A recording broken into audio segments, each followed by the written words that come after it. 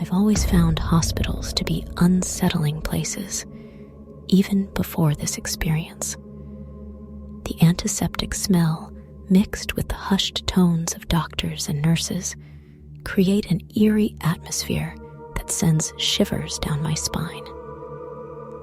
But little did I know that my visit to St. Margaret's Hospital would be a nightmare that I'd never forget. It started innocently enough. I was there to visit my grandmother, who had been admitted for a routine procedure. The hospital's corridors seemed to stretch on forever, lined with pale green walls and flickering fluorescent lights. As I made my way down the seemingly endless maze of hallways, an unsettling feeling began to gnaw at the pit of my stomach. The air grew colder with each step, and I couldn't shake off the feeling that I was being watched.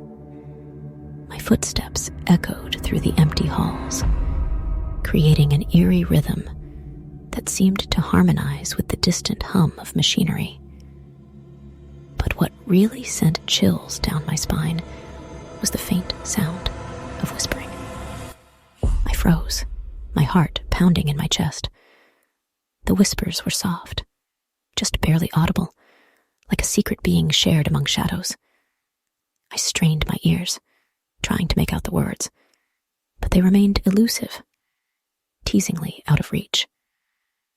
Fear crept over me like a dark cloud, and I quickened my pace, desperate to reach my grandmother's room. The whispers seemed to follow me, growing louder and more insistent as I moved. I could almost feel the words brushing against my skin, sending prickles down my arms. Each hallway I turned down only led to more dimly lit corridors, and the feeling of being trapped in a nightmarish labyrinth intensified. Finally, I reached my grandmother's room. The sense of relief was palpable, but it was short-lived. As I entered, I noticed her lying in bed, her eyes fixed on something just beyond my sightline.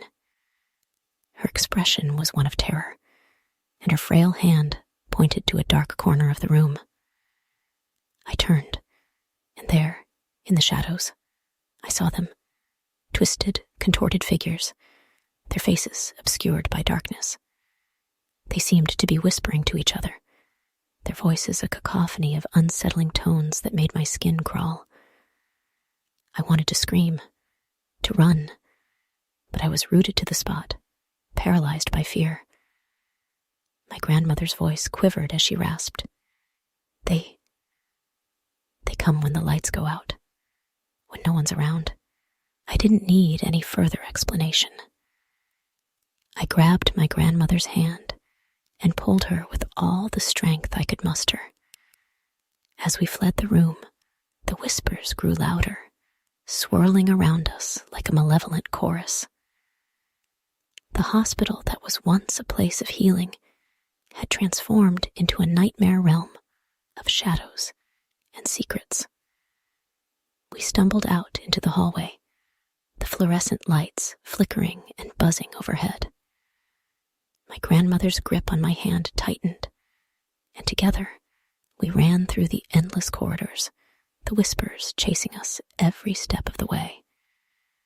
The hospital seemed to twist and warp around us, the walls closing in as if to trap us within its haunted embrace. Finally, we burst through the hospital's entrance, the cold night air a welcome relief from the suffocating atmosphere within. As we stood there, gasping for breath, I glanced back at the hospital building. In the windows, I could swear I saw the faint silhouettes of those twisted figures, their haunting presence forever etched into my memory. To this day, I can't shake the feeling that those whispers still linger in the corners of my mind, a chilling reminder of the horrors that lurk within the walls of St. Margaret's Hospital.